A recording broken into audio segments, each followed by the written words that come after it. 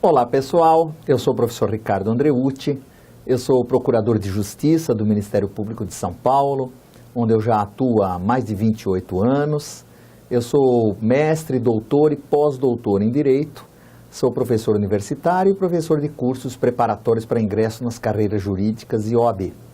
Tenho a satisfação de estar aqui hoje com vocês, não é? Nosso querido NEAF, que eu tenho tanta alegria, tanta consideração. E vamos gravar, né, pessoal, as questões aí para o Tribunal de Justiça do Estado de São Paulo, o concurso do TJ. Então nós vamos aí analisar algumas questões com vocês. Questões tranquilas, né?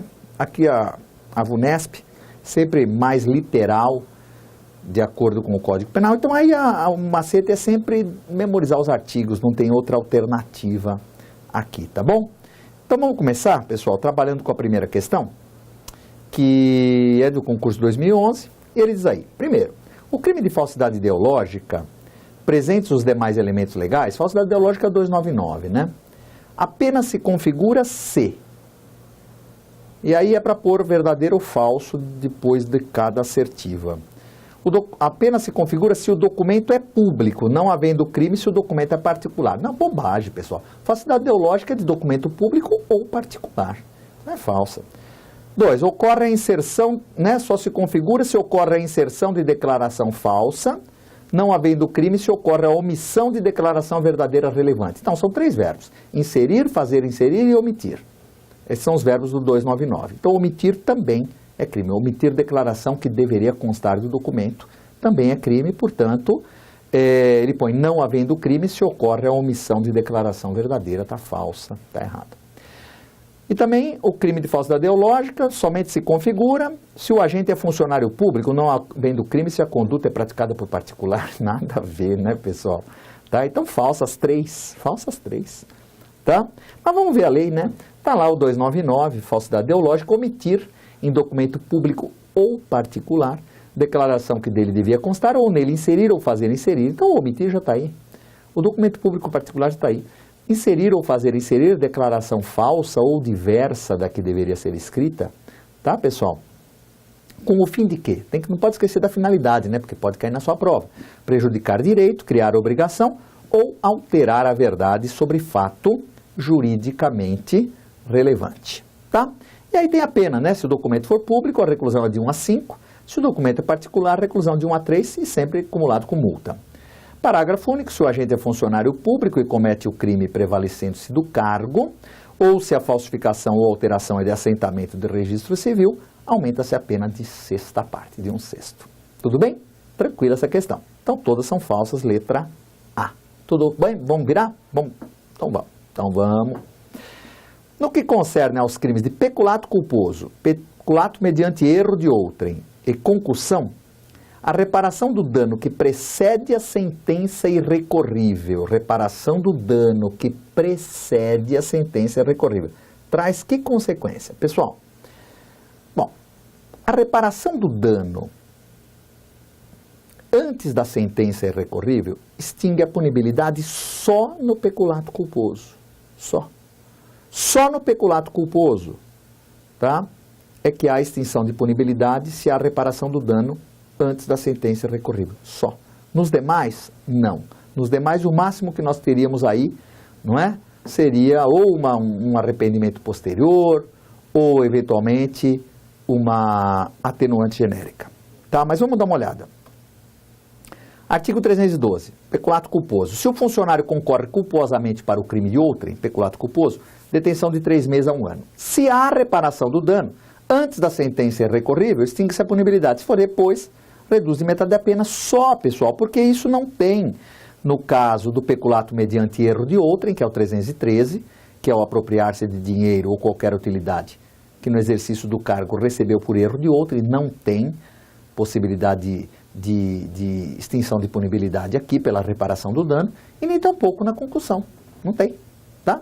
Então, resposta, extingue a punibilidade para o primeiro, que é o peculato culposo, mas não beneficia da mesma forma o autor dos demais. Não. Por quê? Porque eu posso ter um arrependimento posterior, se eu tiver a hipótese do artigo 16 do Código Penal, ou seja, o sujeito reparar o dano, devolver a coisa por ato voluntário até o recebimento da denúncia. E se eventualmente o juiz já tiver recebido a denúncia e ele reparar o dano, só uma atenuante genérica do artigo 65 do Código Penal. Então, extinção de punibilidade só no peculato culposo, tá? Não beneficia da mesma forma o autor dos demais crimes. Essa questão é tranquila. Você que conhece o VUNESP, você sabe, tem que memorizar esses elementos aqui, que é batata, cai em tudo que é exame, seja do MP, seja do Poder Judiciário, tá bom?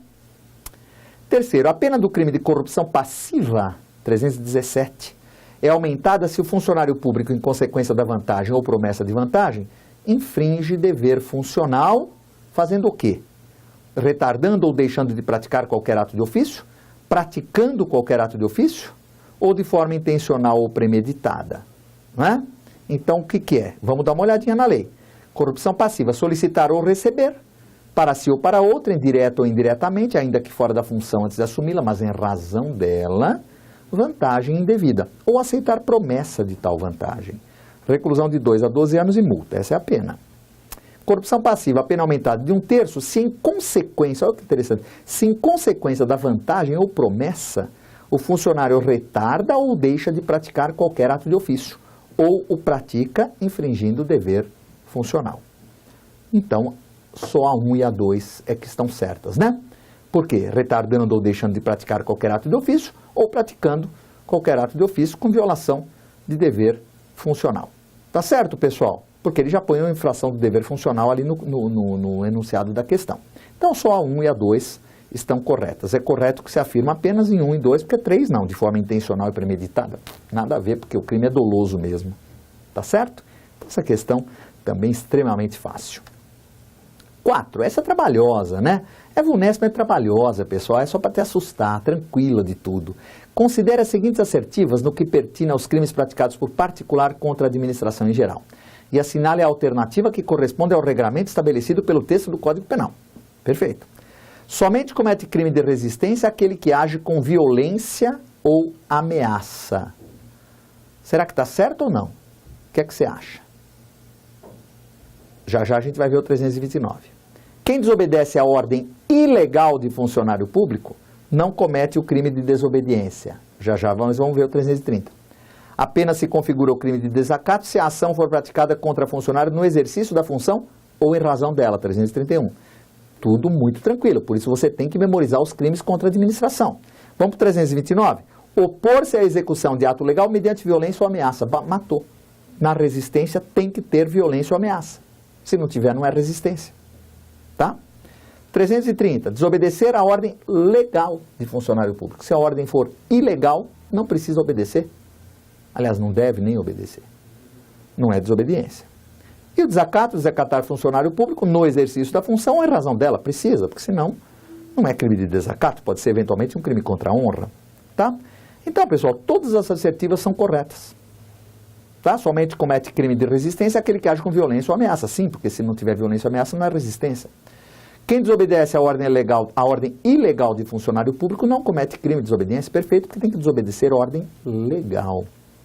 Apenas se configura o crime de desacato se a ação for praticada contra funcionário no exercício da função em razão dela. Sim, desacatar funcionário público no exercício da função em razão dela. Se não for no exercício da função em razão dela, pode eventualmente ser um crime contra a honra, aí é outra conversa.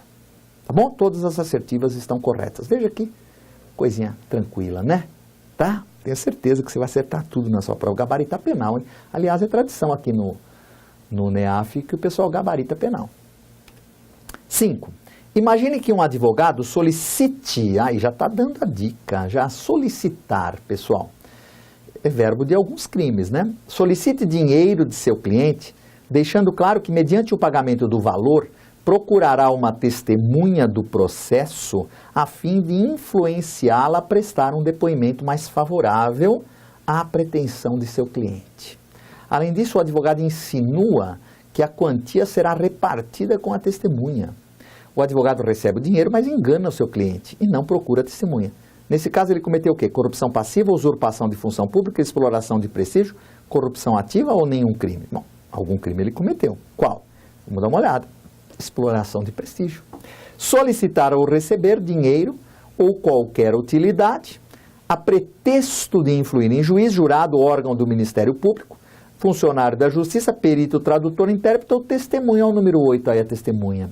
Ele não solicitou do cliente o dinheiro a pretexto de influir na testemunha? Quando a gente fala a pretexto de, pessoal, não precisa que efetivamente basta ele solicitar com essa finalidade, tá? A pretexto de influir, não precisa necessariamente ter influído. Por isso que a questão já deixa claro isso, ó. Diz lá, o advogado recebe dinheiro, mas engana o seu cliente e não procura testemunha. Justamente, porque ele pediu a pretexto de influir no depoimento da testemunha, mais favorável ao seu cliente. Não precisa ter necessariamente influído, a pretexto de, tá? E ele insinuou ainda que a quantia é repartida com a testemunha. Tá? Veja que interessante. E aí tem até a causa de aumento. As penas aumentam de 1/3 se o agente alega ou insinua que o dinheiro ou utilidade também se destina a qualquer das pessoas referidas neste artigo. Bom, isso é exploração de prestígio. Aqui a gente fez uma comparaçãozinha, porque você não pode confundir a exploração de prestígio, que é o 357, que é crime contra a administração da justiça, pessoal, com o tráfico de influência, que está aqui do meu lado, ó, que é um crime contra a administração praticado por particular. Veja que há um pouquinho mais de amplitude neste tráfico de influência, porque ele diz solicitar, exigir, cobrar ou obter, são mais verbos, para si ou para outro, vantagem ou promessa de vantagem, a pretexto de influir em ato praticado por funcionário público no exercício da função. Então esse é mais amplo um pouquinho. A exploração de prestígio, ela já expõe ali o juiz, o jurado, o órgão do MP, o funcionário da justiça, o perito, o tradutor, o intérprete ou a testemunha. Tá? Então, por que falou testemunha? Não é funcionário público, então não seria tráfico de influência, seria exploração de prestígio, tá? Então, quando ele fala pretexto de influir, não precisa necessariamente influir. E aí tem o aumento de pena se ele alega ou insinua que a utilidade, que a vantagem é também destinada ao funcionário, aqui aumenta de metade, mas não era funcionário, era testemunha. Então, pula lá para o outro lado, que é 1/3, né? Aqui, ó, do outro lado, eu estou aqui, certo? Então, já estamos aqui, né? Opa, cadê vocês? Aqui, né?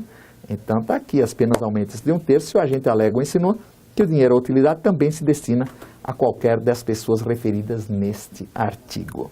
Perfeito, pessoal? Então, exploração de prestígio, letra C, tranquilo de tudo, tá bom? Vamos encerrando então a análise dessas questões. Eu desejo a você uma ótima prova. Tá? Eu tenho certeza que você vai gabaritar direito penal. E o meu conselho, pegue todos os crimes contra a administração que estiverem no seu edital. Decora, tá? Você vai falar assim, ah, mas é decorar, só decorar. Não, decorar entendendo, obviamente. Eu estou falando decorar no sentido de memorizar, tá bom? E sempre preste atenção no verbo, porque o verbo já indica que crime que é. As partes de causa de aumento, tal, se aumenta de 1/6, de 1/3, tome cuidado também. Tome cuidado com o peculato culposo, tome cuidado com as diferenciações entre corrupção passiva e concussão. E de resto não tem erro, não. Eu tenho certeza que você vai acertar todas e vai passar na prova, depois você vai me dizer. Tá? Obrigado pela atenção, nos vemos em outra oportunidade.